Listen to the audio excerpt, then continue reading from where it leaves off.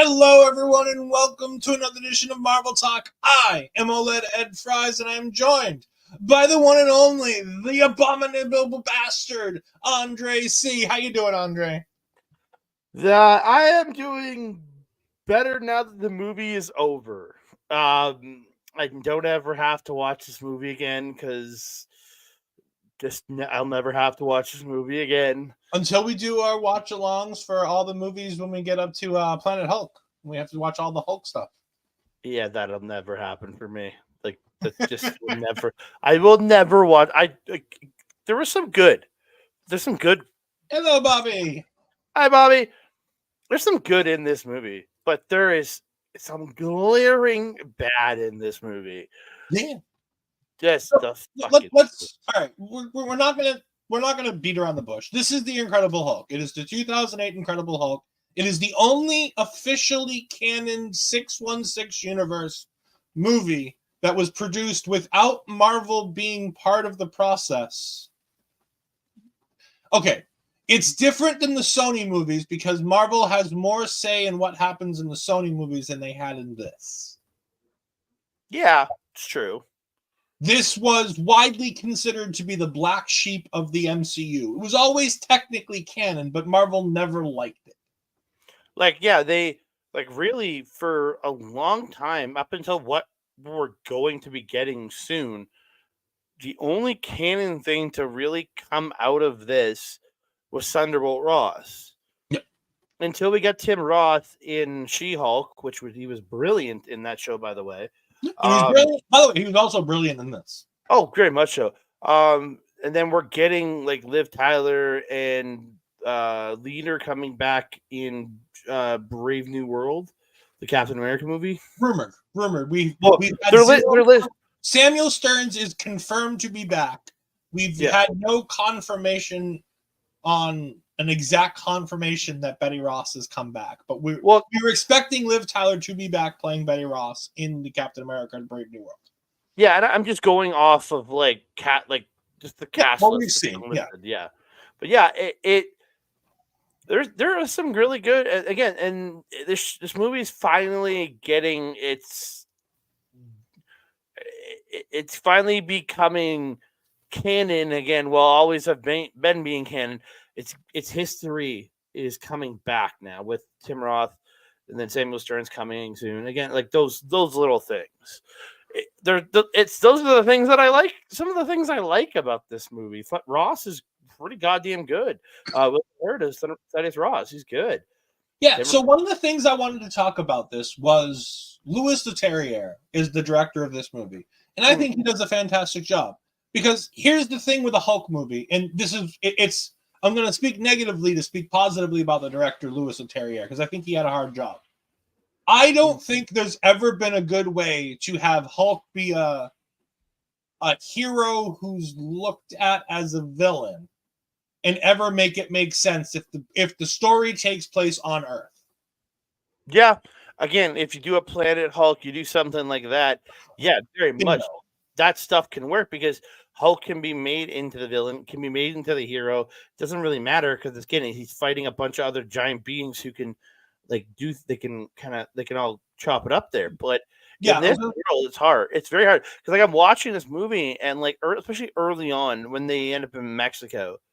And I'm thinking, all I could think of was aliens, like the Marines going in and having to just kill things. That's kind of what went through my head, and I was like, you almost kind of feel like kind of that they're kind of the heroes at the beginning, but that they like turn almost in a way. You know what I mean? Like it's weird. One of the things I was trying to get at with that statement was that it's hard to make Hulk a hero who's looked like as a villain, considering the power level of the Hulk compared to humanity. Mm-hmm. When you had nobody to step to him, you had no Avengers, you have nothing else. It makes telling a story of the Hulk very difficult. Whereas when you're on alien planets, you can have creatures and you can have beings who can power level right with the Hulk. When you have the Hulk, you run into issues of if he's not fighting somebody who's as strong or stronger or has abilities who can do things, then he's just kind of unstoppable and it makes the movie boring. The great difference with that in this is that Louis Leterrier tried to make this less about the Hulk and more about Bruce Banner. You got a good friend division. Hello, good friend. Anthony, my boy, what's up, dog? Yes. But yeah, that's one of the things that I think of is like it's hard because of the fact that you have such an issue with telling the story of the Hulk, and that's where I think he did such a good job because the story of this movie is actually really good. Yes, it is. It's actually like which I hate in a way because the part of this movie I hate is also a big responsibility for the story that is told in this movie. Yeah. The story bothers me in the fact that it's a good story, but it's a problem with who wrote it and who performed in it. That's my biggest issue with this. So let's get to the elephant in the room. We'll get to the plot and what happens and things like that. But let's get to the main plot here. Edward Norton. The biggest problem with this movie is Edward Norton.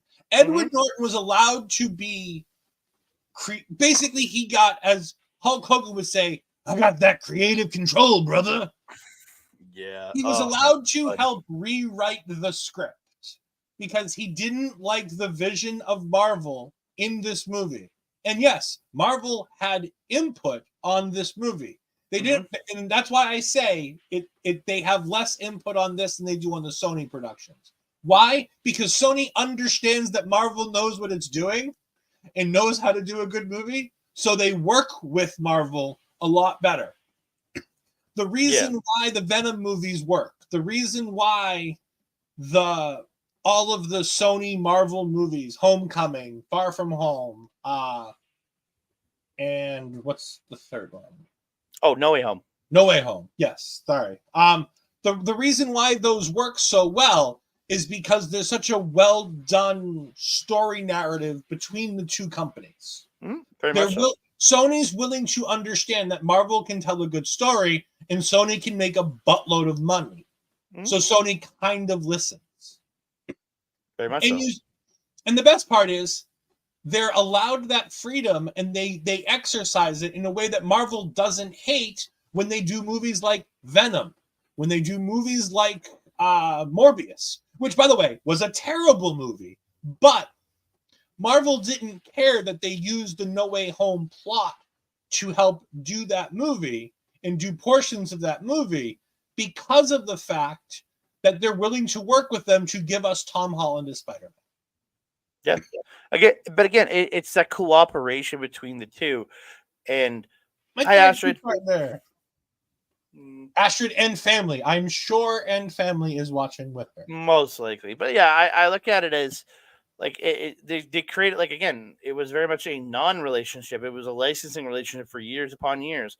And then they finally sat down on the table and said, we want Spider-Man we want him in the MCU. And they hammered out a deal to work with Sony to produce, in my opinion, three very strong MCU movies. Like can't deny No Way Home is probably one of the best in the top 10 at this point. But again, this is also the early days of Marvel Studios. They didn't. Again, this movie came out months after Iron Man. And like even Downey Jr.'s appearances in this was only added in last minute to help Iron Man, so that when they were on the press tour talking about Incredible Hulk, they had to mention Iron Man, which only boosted DVD sales and things that would be coming. So that's the only reason he's in this movie, if you really think about it, because really that post-credit scene makes zero sense. No, Marvel did a very good job making it make sense with the one shot, and we'll talk about the one shot in a little while. I want to go to the box office because people always talk about how this is a terrible movie, and it's awful, and it's terrible, and it should get nothing. In the box office, The Incredible Hulk earned $134 million, almost $135 million in the US and Canada. From around the world, it added another $128 million. So pretty worldwide, this movie took in just under $300 million. That's a success. I'll be honest. Yeah. That's a success for me when it comes to Marvel movies. Well, and especially it's a minimal success. Well, especially in 2008, like that has to be considered good. Like, yes, this movie was made for rumored $150 million. Yeah, which technically it's a failure because it didn't double its money. But for 2008 to do 250 million box, it's pretty good, especially like. Yeah, again, I just, for me, here's the real kick in the pants, and this I'm going to relate it to Marvel's latest box office production. Of course you are. Well, unfortunately, we have to. This is the second movie, as Andre said, in the MCU. It had a worldwide box office of $263.4 million. The Marvels, which is about to drop in 2 weeks on Disney Plus, earned $84 million in the United States and Canada and $121.5 worldwide for a worldwide box office gross of $206 million, falling short of a break-even point of $440 million. Yeah. The Marvels, both me and Andre think, is a fantastic movie. Yeah, we think it was tanked by the media, and it was tanked by poor reviews from people who weren't willing to give it the time of day. Mm-hmm. This movie made more money than that in 2008. Imagine the numbers if we raise this with inflation from 2008 to now. What the box office on this movie would be. That's like at least like $600-700 million. if you go by ticketing prices, but like by inflation, it's To go further than that, Rotten Tomatoes, which is somehow the aggregate score that everybody uses on a movie, this has a 67% approval rating with an average score of 6.2 out of 10 on 239 reviews. yeah. And The Incredible Hulk, a quote from the critical consensus, the consensus from all critics. The Incredible Hulk may not be quite the smashing success the fans of Marvel Raging Behemoth might hope for, but it offers more than enough of the big green action to make up for the occasionally puny narrative. Metacritic gave it a score of 61 out of 100 based on 38 Metacritic scores, and it had generally favorable reviews.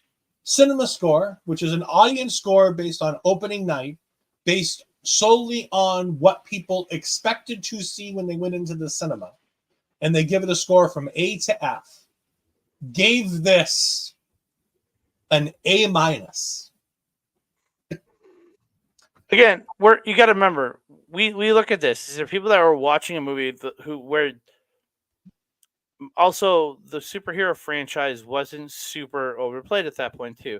You and me are watching this for 2024 eyes of people who, well, yes, we are jaded to it, and we've watched so much other great stuff come out of Marvel that that overshadows this movie. And I don't know. Again, for me, yeah. Oh, very much so, Mike. I agree. But like, I look at it as my glaring problem with this movie is literally the lead actor and Ed Norton. That I just don't like him. I really don't. You want to know what's hysterical about that? The choice for Edward Norton? He wasn't the first choice by Louis Leterrier. Who was it? You wouldn't believe me if I told you. Please tell me it was Mark Ruffalo. It was Mark Ruffalo.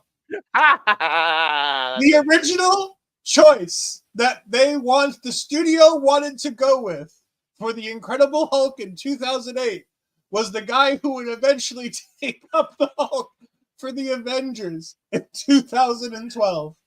I shit you not. Yeah, again, it doesn't surprise me. But like I look at Ed Norton in this, and it's the little shit he does. Like when he comes out of his Hulk transformations and how he's shaking and he's like and it's just like even Ruffalo when in the early days, like he would come out of his transformation and he would be like dazed and confused.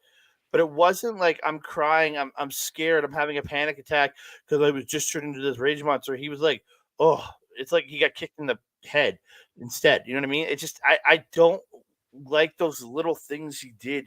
It just irks the crap out of me, man. Yeah. Moving on past Edward Norton, which was the biggest problem in this movie, and I think without him, this movie would have been a smashing success, and I think we'd have even more Hulk in the MCU had he not been a part of this first movie. We also have to mention that Lou Ferrigno is also in this movie as a security guard, which I just think is... I love that anytime there's anything Hulk, Lou Ferrigno is just, by pure love of the people who make anything Hulk, bring him in. For those that don't know who Lou Ferrigno is, he was the original 1977 Hulk in the TV show. He is by far my favorite Hulk. Why? Because I just think he's great. That show is so campy and so fun. Well, and he voiced Hulk in this movie, didn't he? He did as well. And we're getting a raid on my Twitch side. Thank you very much. Get the tables. We greatly appreciate it. We hope that you and your fan base had a wonderful viewing party for AEW. Mike as well, I know you just got done doing your AEW review. Thank you all for joining us. Today is a Marvel episode, not wrestling related, unfortunately. But hopefully you guys like it and go ahead and join in. It is a fantastic... We're going to have a fun time talking about a bad movie. A good movie that was made bad by a lead actor, but yeah, pretty much. We'll get on. Yeah. We got a video, Bro Bobby Munson, saying, also a great friend to Jason Segel and Paul Rudd. Greatly agree. Yep. And then Barry Monkey, hello everyone, and happy birthday, Ed. Yes, my birthday is tomorrow. Tomorrow. Astrid needed to do it because we were on air together yesterday, and she is going to be traveling for the Rumble on Thursday because she's doing media for that. So she will be doing media work Friday and Saturday as part of the Rumble event. She will be there live. So, well, thank you very much. I do appreciate all the early birthday messages. I greatly appreciate it. Yeah. Like the rep, tonight's Dynamite was about as well thought of as Andre thought of Edward Norton. Yikes. Which is really bad considering the fact that that show was, if I remember correctly, is main evented by Minoru Suzuki versus Edge. Yeah. Adam Copeland. It's Edge. It is Edge. It's tomorrow in the UK, so it's today. Barry is correct. Barry is indeed correct. Barry is in the future. I greatly appreciate it. Thank you very much. And thank you for sharing your audience with us so many times. It has been a great pleasure. And hopefully one of these days we'll be able to raid you guys, because that's something I want to do at some point. But yeah, it's this movie. Fuck, man. Movie. All right, let's talk about fun things. Let's Okay. talk about Tim Roth playing Emil Blonsky. Again, I said at the start of this man was absolutely a charm factory when he showed back up in She-Hulk, which made me so happy because he's like, to me, he's the shining goddamn star of this goddamn movie. He is just all the Thank you, Megan. I greatly appreciate it. And if you don't, please go ahead and subscribe to Megan Sitton on Twitch. She is a fantastic streamer. She does a lot of great gaming content in the afternoon that I love to enjoy when I lurk, and I don't often tell her that I'm there. But every now and then, I definitely make sure I try to lurk on her stream. So make sure you go ahead and check it out, because she streams while I work, so I can't do a whole lot in the streams. Yeah, but he's a charm factory. It's his like he goes from this like just rugged soldier into this maniacal crazy person that becomes that. So like it's awesome. Like his portrayal throughout this is awesome. He's so driven by wanting power, and I love it. It's so good. I love the fact that throughout the movie he's asking questions. He doesn't take anything at face value, and there are so many points where he's like, no, Ross, I'm not going to keep doing this. I'm not going to leave. You're going to explain to me exactly what the fuck we're doing and why we're doing it. And I love that from him. He makes sure that my tag team partner's here, your tag team partner's here. Let's go, Melball. Tag in. I think he was fantastic in this. I love the fact that they brought him back. I hope we continue to see more Tim Roth Abomination as we go forward. We're supposedly going to be seeing him in the Thunderbolts. I hope so. I understand, we're going to be seeing him in the Thunderbolts. Speaking of Thunderbolts, we should probably address the late, great William Hurt in his portrayal of Thaddeus Thunderbolt Ross in this movie. Again, it's also a very different Ross from what we get in Civil War. Like you got this is a very and he's even said in interviews, the Ross he played in this was meant to be this guy that's like, no nonsense, I'm going for it, I'm getting my weapon back, to being an evolution of the character when you go to Civil War. But he's very much that hard-nosed soldier, and he plays it really well. Like, honestly, he's probably one of the most comic accurate characters, just for the most base of his character. Hard-nosed soldier makes goddamn hard-nosed older soldier makes goddamn sense to me, man. He did a great job and brought great gravitas to the role, in my personal opinion. Yeah, I love the work that he does in this movie. I love how his character is steadfast, that he's a soldier for the U.S. government. He needs to be doing what he needs to do, and he doesn't care about what it means or what it has to do, and whether it ruins his own daughter's life. She's in love with this man, and he doesn't care. Early in the movie, they talk about Bruce Banner and when they're chasing Banner, and he's they ask, he's like, oh, he had a girlfriend. No, we took care of that. She won't be a problem. He's talking about his own daughter, and we don't yet know it. I mean, the fans do, but in the movie we don't know it yet ahead of time. Yeah. I'm in Civil War, he was fantastic when he talks about how he literally uses a heart attack to justify the character's change in character. And I love that because it makes perfect sense.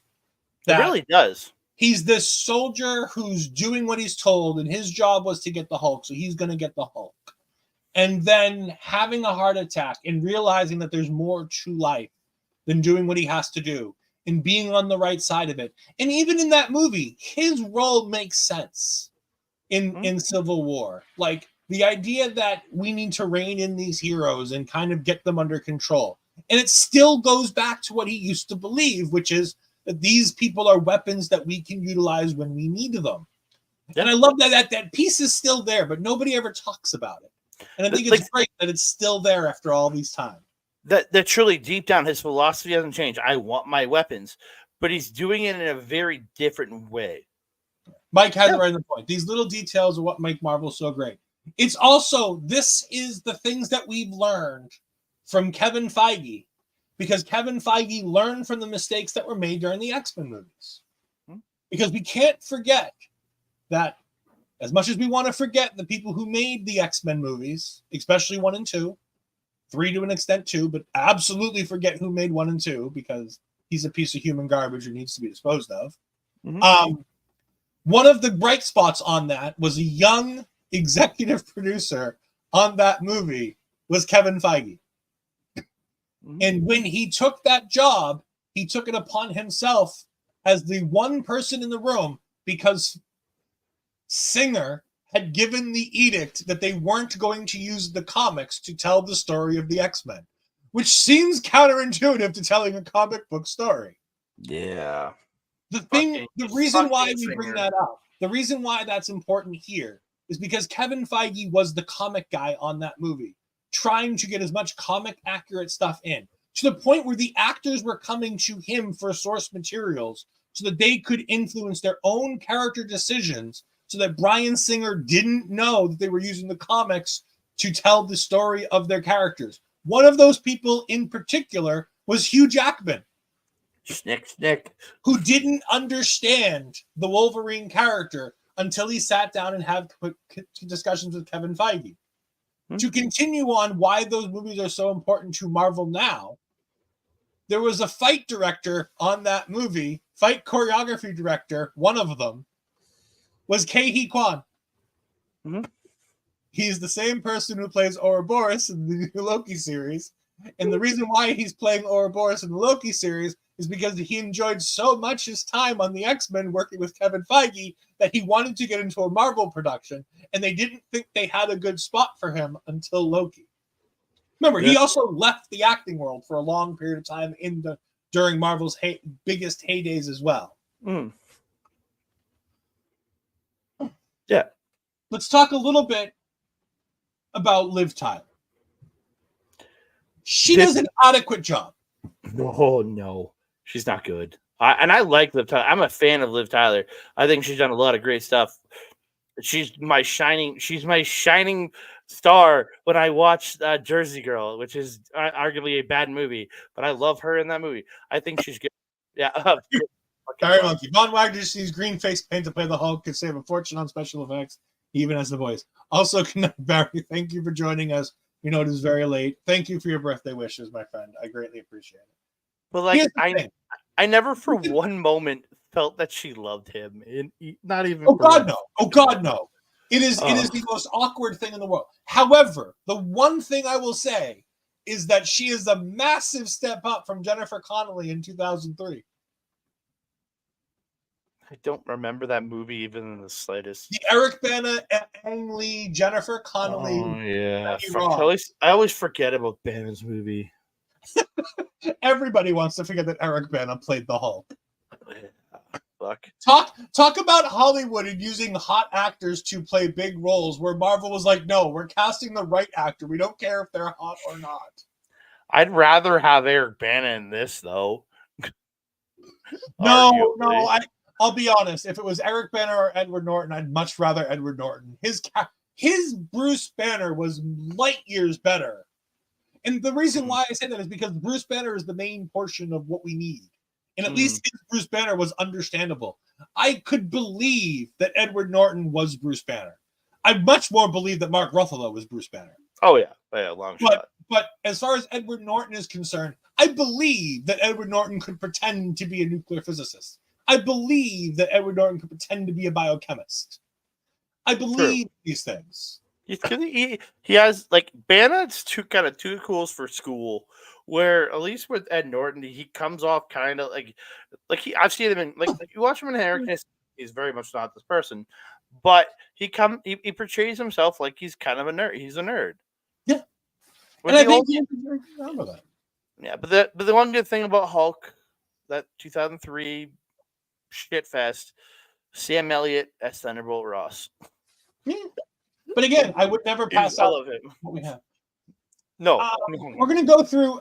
I did not even fathom writing down a plot for this movie. I've gone directly to Wikipedia. I could not care enough to actually physically write down a structure for this movie because smash, shoot, smash, shoot. No, because there's a lot of bad love, smash.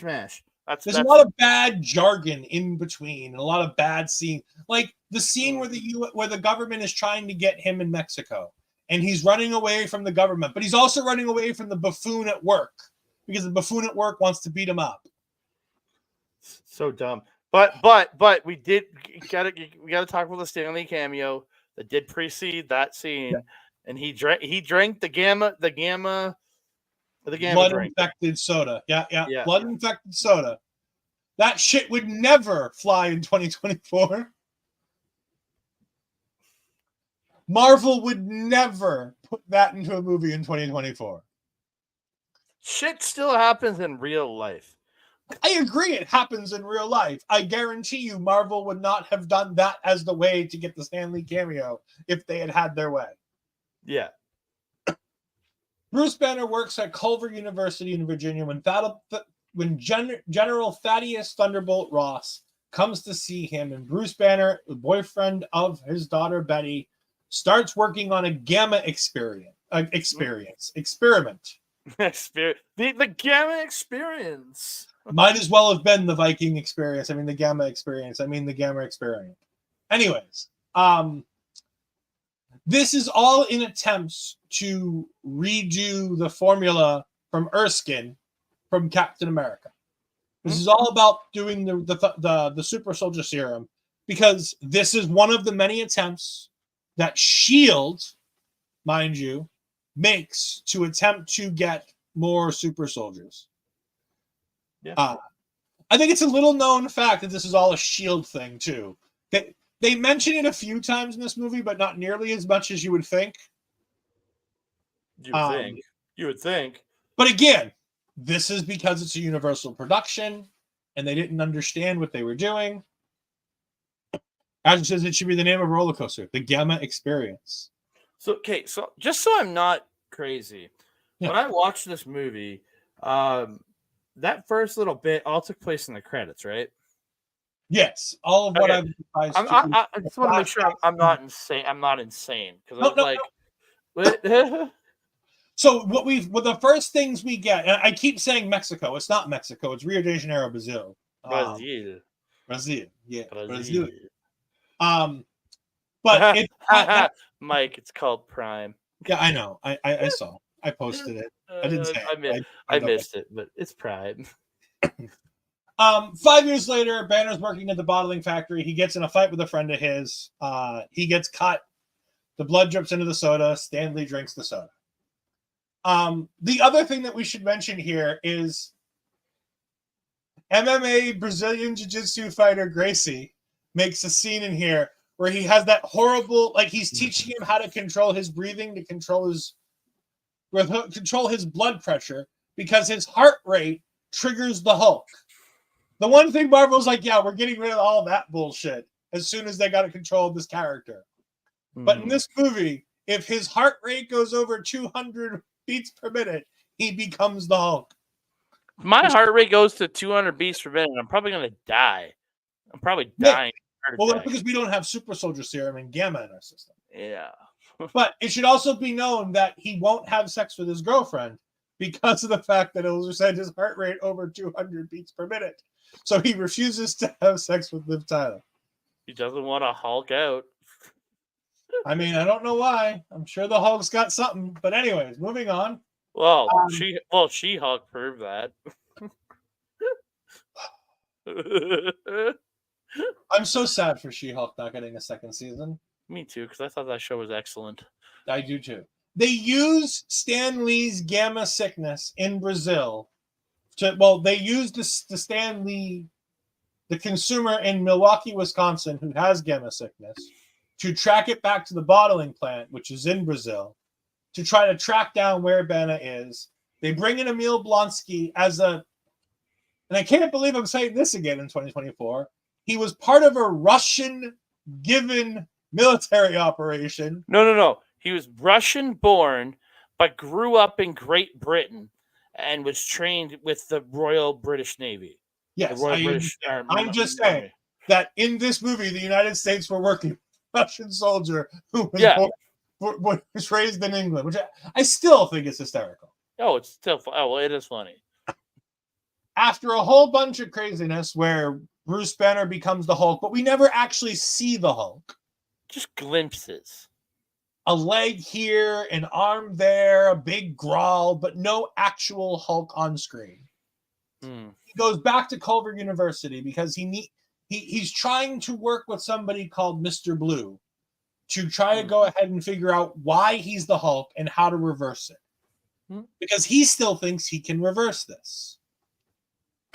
There's also a deleted scene. Remember the really random, weird story that Mark Ruffalo talks about, how he tried to put a bullet in his mouth and the Hulk spat it back out again?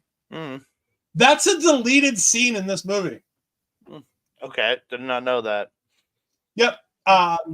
Thank you to Eric Voss for that one. I did not watch the deleted scenes, but I did watch an Eric Voss New Rockstars video. And one of the things that I definitely picked up from that was the fact that, yes, there is a deleted scene where there's another alternate opening where he's trying to get rid of the Hulk because he knows it's dangerous. And that's where the Mark Ruffalo story comes from, is because that was a Marvel wanted to do that, and it was turned down by Edward Norton. He didn't like it. It was one of the things that Edward Norton had them get rid of, apparently. But it is one of the things, and the reason why I say Marvel must have wanted it is because Marvel put it back into canon, out of the deleted scenes and into canon, by having Mark Ruffalo say it in the Avengers. It's a dark fucking thought, but it makes sense. You know, you're a fucking bomb, essentially, and you're trying to destroy the bomb. Makes sense. There is a fantastic fight scene where we have the Stark sonic pulsars. Dude, that was so good. Those are so good.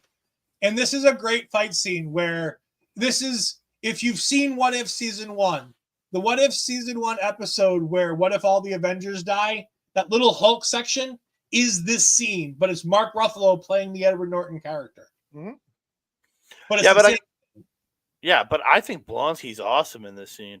Like, dude, he's killing it because he's been powered up with a small dose of the serum that to create essentially another Hulk, and like he's going nuts, man. Like he look at like when he's like turn it on and he's running that Steve Rogers run across the super run that he does. Yeah. He jumps, but he gets caught by the sonic blast a little bit and sends him flying. So good, man. And then he tries to stand up to the Hulk after he destroys them, but just gets kicked into a tree. I saw something very, very wrong, but I'm not going to say it. Also, with this point, we also meet Betty's suspicious current boyfriend, Leonard Sampson. Yep. Played by one of the dads from Burl, baby, from Modern Family. Modern Family, yes, that's the show I was trying to think of. I really wish that Marvel would have done something with Sampson. Here's the thing. I think there would have been more Hulk pictures and more Hulk things had they had Mark Ruffalo from the beginning. I agree. I think that the fact that they got Hulk for the Avengers, and there were talks that they were going to get rid of the Hulk in the Avengers for somebody else because they weren't sure what to do, because they did not want to work with Edward Norton again. Mm-hmm. I think had Marvel had a good experience with the Hulk in the first place, I think we would have gotten a Planet Hulk by now. I think we would have gotten She-Hulk earlier. I think we would have gotten Leonard Samson and all the wonderful things that could come with that. I think we would have gotten Dale Brand by now as well. Mm-hmm. Yeah. We also find out that Mr. Blue is actually the cellular biologist Samuel Stearns. For those Marvel fans, you will know that in the comics, Samuel Stearns is the leader. The leader has been told to us by Marvel, confirmed by Marvel, that he will be back in Captain America for A Brave New World. Yay. Samuel Stearns will be finally returning after almost 20 years. He'll be returning to the Marvel Cinematic Universe. I'm excited for that because the leader is a very interesting character that they can do a lot with. And the thing is with Leader, he's very much not a physical bad guy. This is a guy who's like has powers and uses it in a very different way. Like he's not the guy that you would think would be going up against a Captain America. He's not going to go hand to hand fighting him.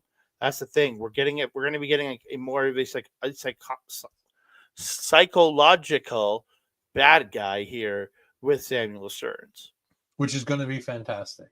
Mm-hmm.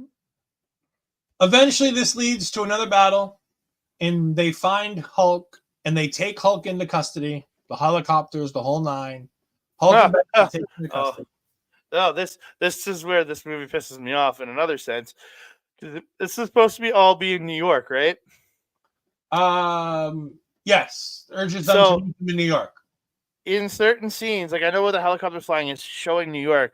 But when you're on the ground in the fight scenes and the wide shots, you at one point see the CN Tower, and then there's a Pizza, which is a Canadian thing, Pizza. So like it's I look at it from a Canadian eye, going, God fucking damn it, you can't edit some background, you fuckers. But yeah. I don't know, man. Yeah, they didn't do a lot of great editing in that. No, not at all. But after being taken in, Samuel Stearns goes ahead and gets a piece of the blood and gives it straight to Emil Blonsky. Mm-hmm. Just like in the finale of She-Hulk, when you have him inject himself. What's the douchebag's name? I want to call him Tad, but I know it's not Tad. I don't remember. It's fine. You don't have to look it up. It's fine. Yeah. The douchebag villain in She-Hulk, the Hulk King, as he called himself. Yeah. But it's that same thing. Like they do that here, where they go ahead and inject Hulk blood into Abomination, or into Emil Blonsky, who then becomes the Abomination. Mm-hmm. And then they have the best thing in the entire movie. This third act fight scene, in taking place supposedly in Harlem, is absolutely fantastic. It is now. It's not the Abomination I grew up reading. It's not the look that I would think of for the Abomination. As you can see above Andre, it's not the greatest thing. However, this was 2008, and I'm going to give them the benefit of the doubt. Yeah. Again, I can't get mad at that. But the only issue I look at with this is it's two CGI characters just smashing into each other. And that's where this movie loses me again. So I just go, okay, cool fight with two green screen piece, just two digitally designed things. There's not like I understand Tim Roth did motion cap for Abomination here, and I assume somebody did for Hulk. But like I'm surprised again, who did that? Mark Ruffalo. No. Oh God, no. Ruffalo wanted nothing to do with this. I don't know. Just throwing it out there. Lou Ferrigno?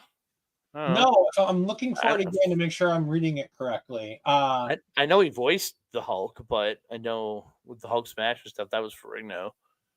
But oh no, I'm sorry, it is Norton. So Wikipedia got me on a tangent here.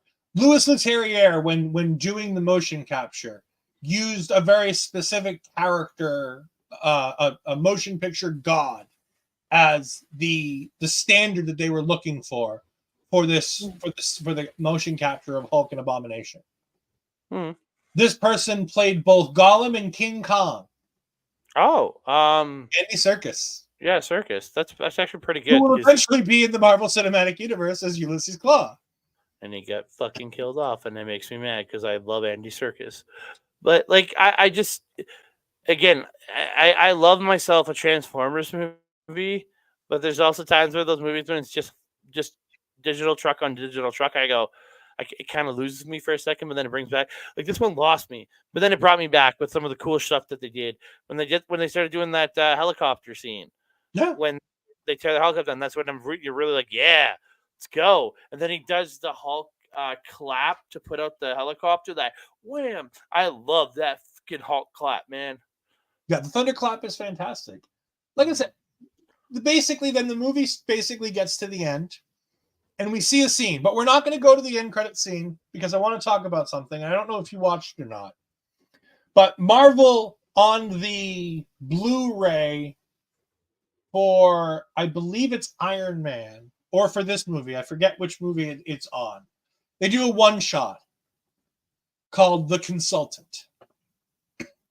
The Consultant, so what Marvel used to do is that at times when they needed to do things to make things make sense, they would do these things called one-shots, where they would have a 10-minute mini movie. It's basically 3 scenes. Whoa. Consultant's not till we get to Thor.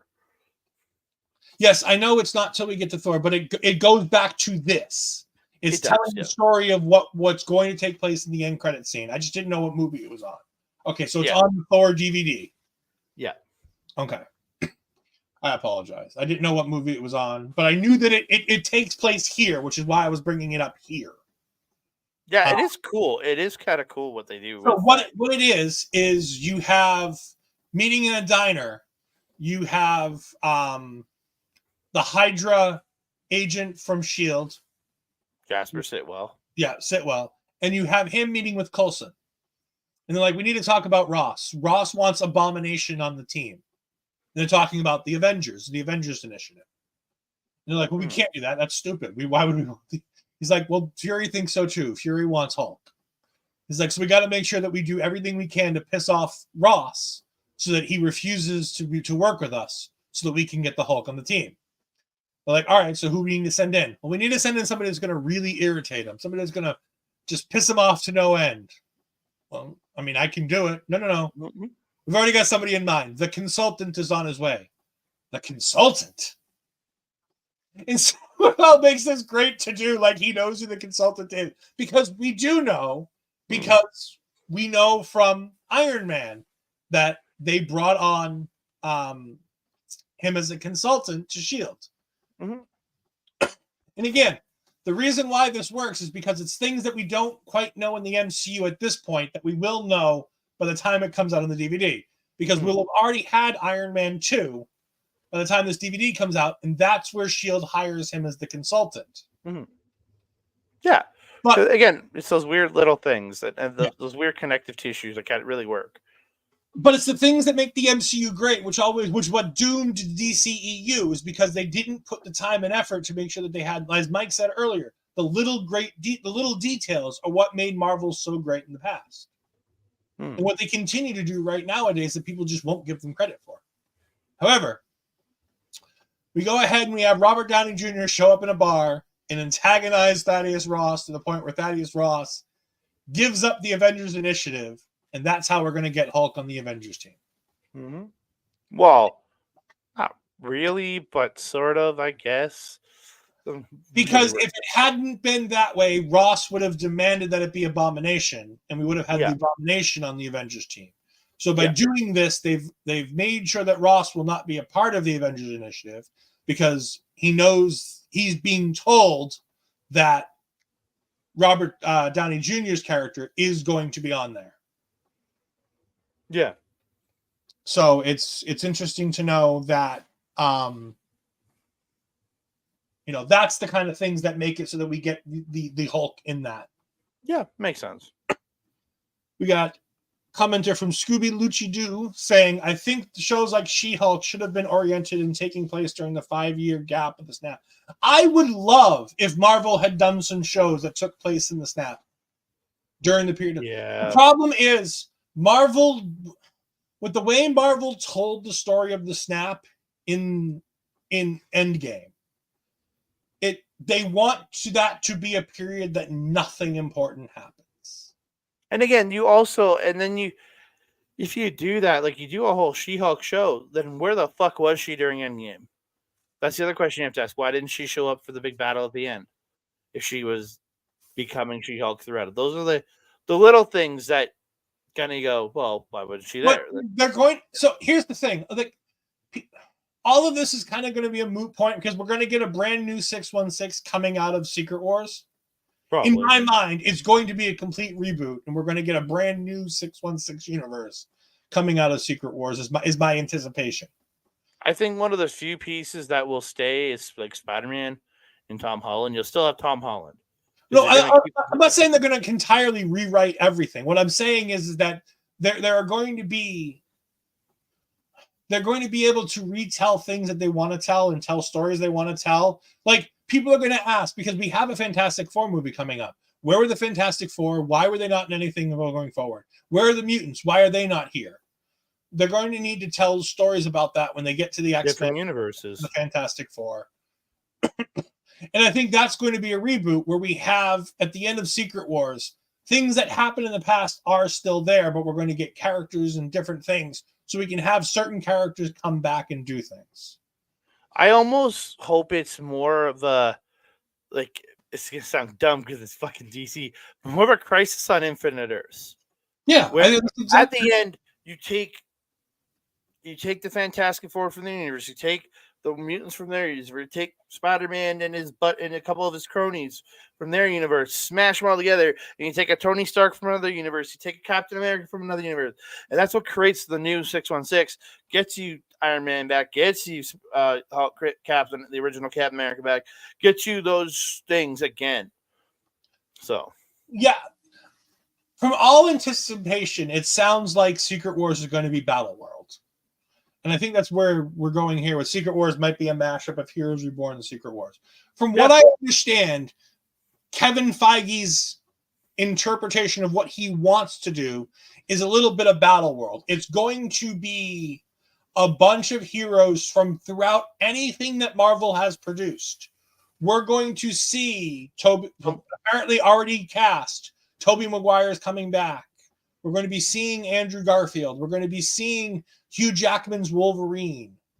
We're going to be seeing pieces of Marvel's past coming back to do Secret Wars. And along with probably you got Fantastic Four and some new mutants that they probably want to introduce into the new universe. So you're gonna have new versions of the mutants while also having old versions of mutants. You're gonna have. I think it's gonna be really cool. But again, that's all speculation. And we got to wait till 2027 to find that out because that's been backed up a little bit. However, things we can talk about right now as we're ending this show, because it's a Marvel show, so we're not just going to talk about just the Incredible Hulk here. Reportedly, according to the internet, and grain of salt on anything on the internet, Deadpool 3 has wrapped filming as of today. There are rumors that we might get a trailer as early as the Super Bowl. Oh, I'll be watching, but I'll be watching in Canada, so I probably won't get the commercial. God damn it. I can always start on a stream for you. Anyways, we'll get it back. Deadpool 3 is coming soon.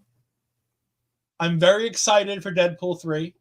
Me too. The fact that we're getting comic accurate Wolverine costume makes me so happy.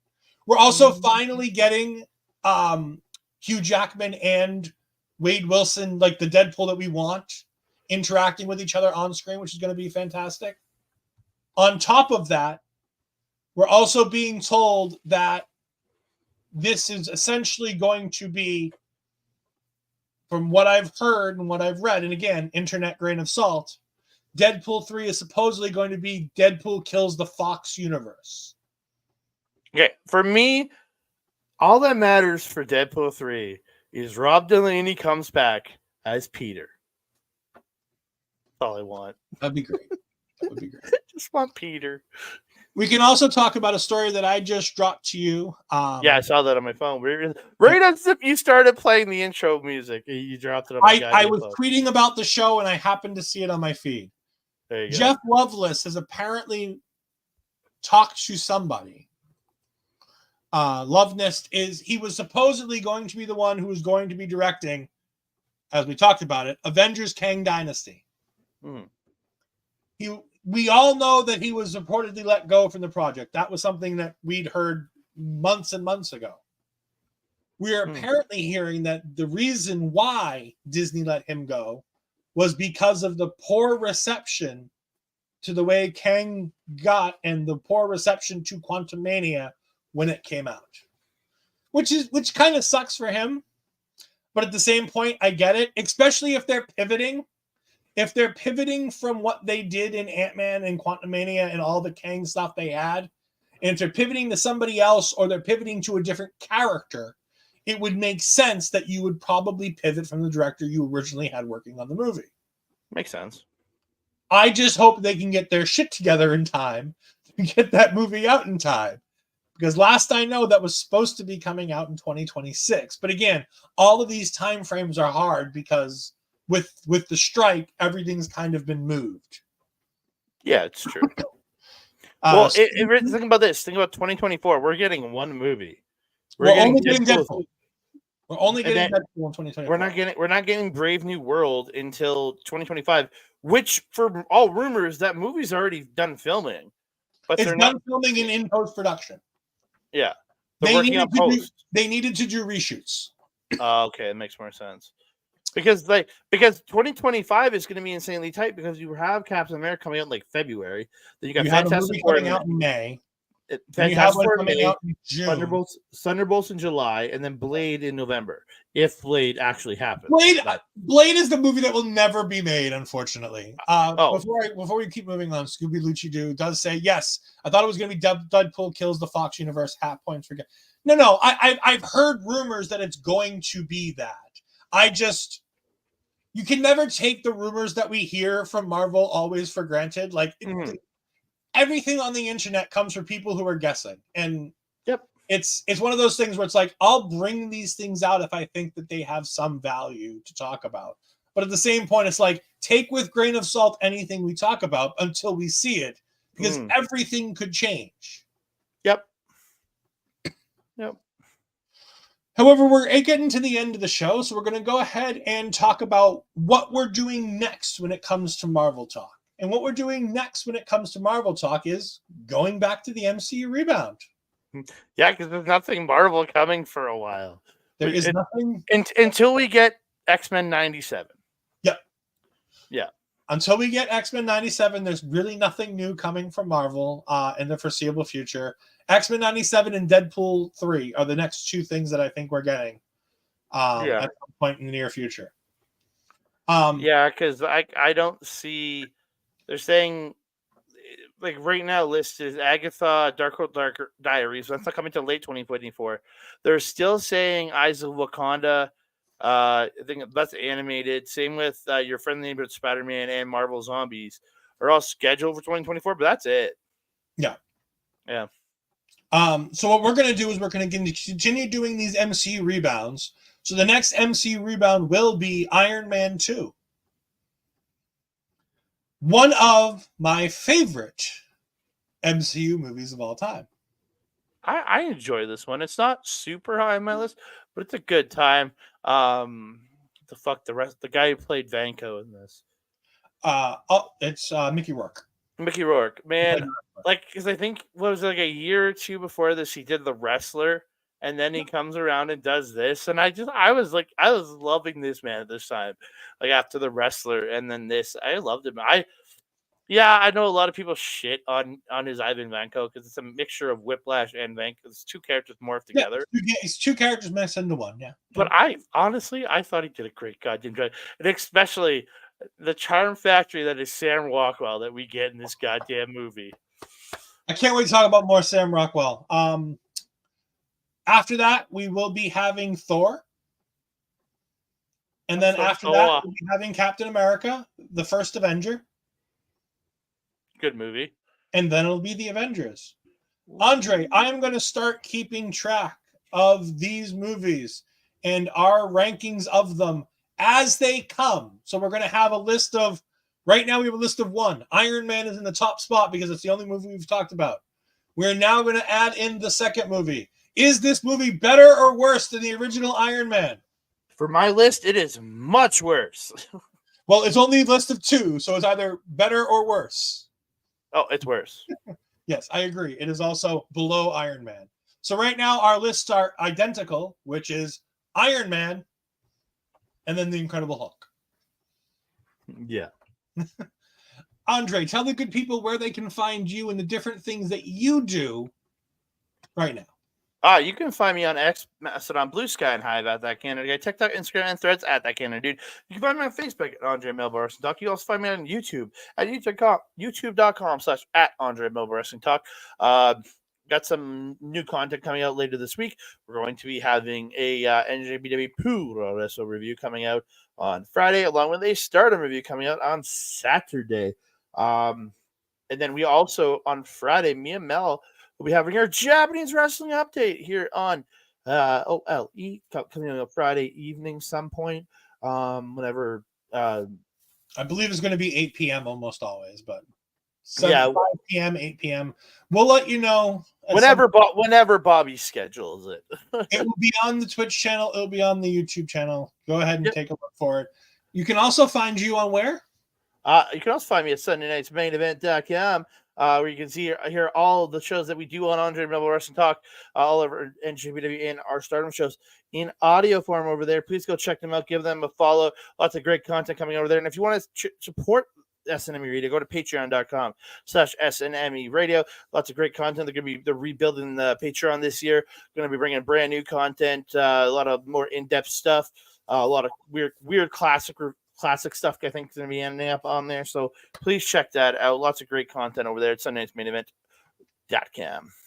We also want to go ahead and give a shout out to our friend Mike the Ref and Backbreaker Media, as he does a fantastic job with all things. And that's where you guys post some of your YouTube stuff on the back end as well. So Mike is a great friend of ours. So we want to definitely go ahead and shout him out here. And also, if you want to watch. So I'll do it really quick. You can check him out at youtube.com/@backbreaker video. You can watch all his live content at twitch.tv/Mike the Ref for all his live gaming content and his AEW watch alongs. If you want to see replays of his great gaming content, go to youtube.com/@backbreaker_gaming, where you can find him, Mr. PJC, Mr. Rick Jules, and their freaking guest, Miss Kayla J. Yeah. Also, if you want to get into Japanese wrestling, the 2 places we suggest you start are StardomWorld.com. Stardom World is the one place where you can find all of the Stardom shows. It is a subscription, but it is a fantastic subscription. If you like women's wrestling and you think that Joshi wrestling might be for you, give it a try for a month. I guarantee you're going to enjoy it. Give it a try. I believe they even have English commentary now, correct? Only on a couple select shows.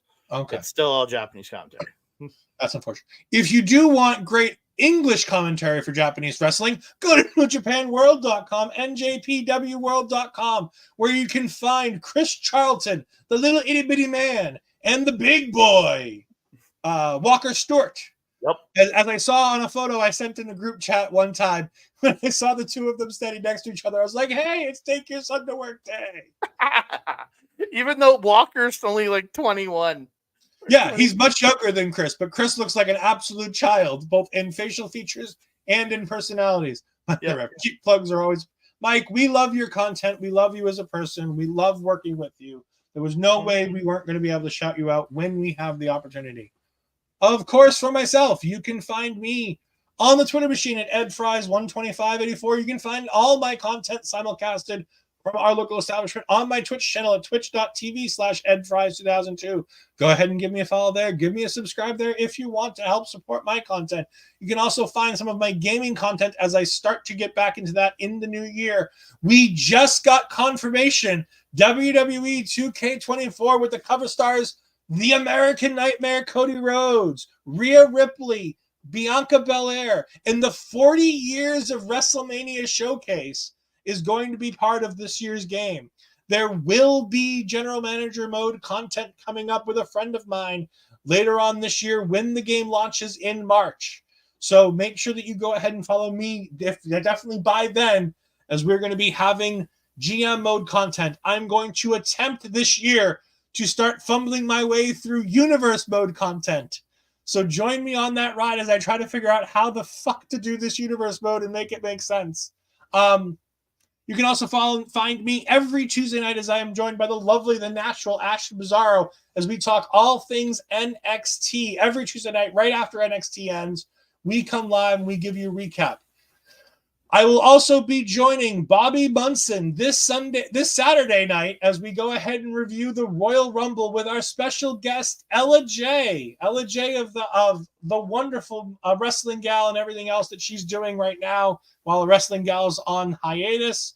All kinds of fun stuff. You can go ahead and check out the three of us as we review the Royal Rumble this Saturday, and then next Sunday, not this week but next weekend. You can go ahead and follow me and Ashton as we have a pre-show on Saturday and a post-show on Sunday as we talk all things NXT Vengeance Day as they lead into their big show, Stand and Deliver. It is the premium live event known as Vengeance Day for NXT. It's going to be a great time.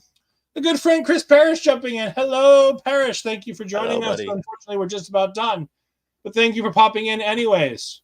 But for all of you, thank you for joining us, and we'll see you next time. Goodbye.